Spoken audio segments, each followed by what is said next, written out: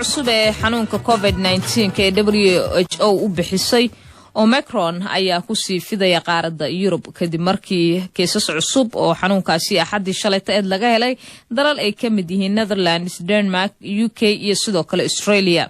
warbixin amuurtaas ku saabsan waxaa soo diray wariyaha VOA qaaradda Yurub Cabdi Xaafid Cawil Ismaaciil. saynisyahanada Yurub ayaa aad uga dayrinaya faraacan cusub ee xanuunka COVID-19 oo dhowr dal soo gaadhay. waxaa la sheegay inuu ka khatarsan yahay noocyadii hore ee xanuunka kana fiditaan badan yahay. xilli uu caalamku ka soo kabanayay xanuunka COVID-19 waa arrin warwarkeeda leh in iminka la helo faraacan dhowr toddobaad wadamo ku yaala Yurubta galbeed oo ay ka mid yihiin Jarmalka, Holland iyo Austria ayaa sheegay in xanuunka COVID-19 si baan ugu fidayo. saddexdaas dalba waxaa la saaray xayiraado kala duwan. saraakiisha caafimaadka Holland warbixin ay soo saareen ayay ku sheegeen inay baaritaan wadaan 2 qofna laga helay faraca COVID-19 ee loo bixiyay Omicron. 60 qof oo ka yimid dalka Koonfur Afrika soo gaaray dalkaasi ayaa guud ahaan laga helay xanuunka COVID-19. dawladdu waxa ay ka codsatay in dhammaan dadka ka soo socdaalaya wadamada Koonfurta Afrika ay ku jiraan dadka u dhashay Holland toddobaadkii aynu soo dhaafnay xanuunka iska baaraan. waxaana laga furay xarumo cusub oo dadka lagu eegayo madaarka Schiphol ee magaalada Amsterdam. toddobaadkii aynu soo dhaafnay dibadbaxyo rabshado wata ayaa ka dhacay magaalada Rotterdam.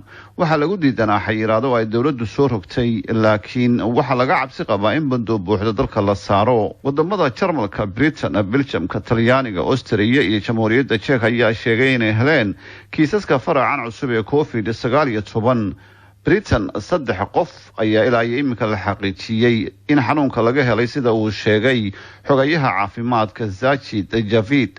waxa kale oo uu sheegay inuu arrinkan isha ku hayo hadaladiisina waxa ka mid ahaa I've been updated on this variant by the UK Health Security Agency and they have now designated hay-adda caafimaadku waxa ay ii soo sheegeen faracan cusub ee COVID-19 waxa ay ii sheegeen inuu yahay farac cusub oo weli baaritaan uu ku socdo.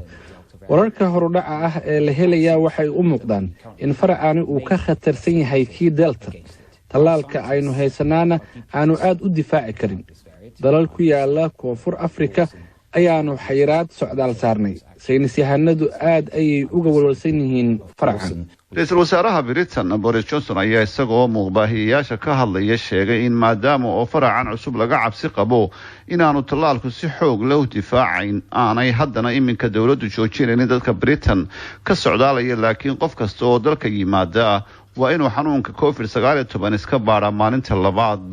3 qof ee iminka Britain laga helay faracan cusub ayaa iyaga iyo qoysaskoodaba lagu amray inaanay dibadda u soo bixin, waxaana la baadi goobayaa cid kasta oo ay la kulmeen. dawladda Britain ayaa sheegtay in magaalooyinka ay 3 qof degan yihiin laga samaynayo baaritaano ballaaran. Dr. Maxamed Caydiid Hurre oo ku takhasusay caafimaadka guud degana magaalada Sheffield ayaan weydiiyay khatarta faracan cusub ee xanuunka COVID-19. fayraska corona wuu tarmayaa oo marba nuqullo cusub oo qaab dhismeedkii kii hore ka duwan ayuu samaynayaa, oo taasoo keenaysa inuu hadiyo goor ay yimaadaan nuqullo aad iyo aad uga khatar badan marka la eego xanuunaday sababayaan iyo dadka u jiifsanaya ama siday u dhaqsaha ay ku faafayaan kuwii hore. marka haddaynu nimaadno nuqulkan cusub ee dhowaan la arkay ee Omicron, waxa la sheegayaa inuu ilaa hadda yahay kii ugu khatarta badnaa marka loo eego nuquladii dhammaan aynu soo wada aragnay. marka nuqulkani waxa la sheegayaa inuu ka khatar badan yahay xagga xanuunada, yacni awoodda u leeyahay inuu xanuuno khatar sababo iyo inuu dhaqso kuwii hore nuquladii hore dhan ka badan uu ku faafayo. waxaana laga baqsan yahay inuu khatar aad iyo aad u ballaaran u keeno caafimaadka bulshada ama wadamada.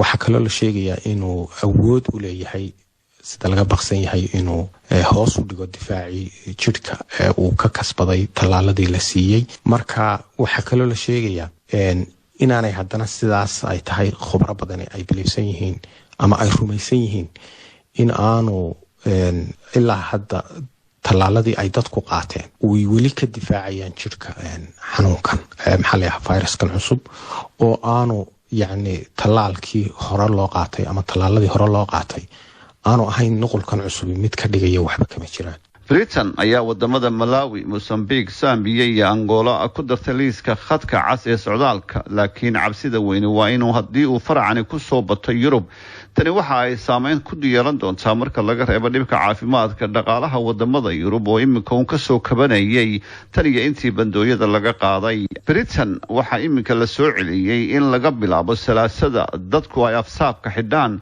marka ay raacayaan gaadiidka dadweynaha, marka ay galayaan dukaamada waaweyn ee laga adeegto iyo maslaxyada la isugu yimaado. cabdixaafid cawil ismaaciil, VOA, London.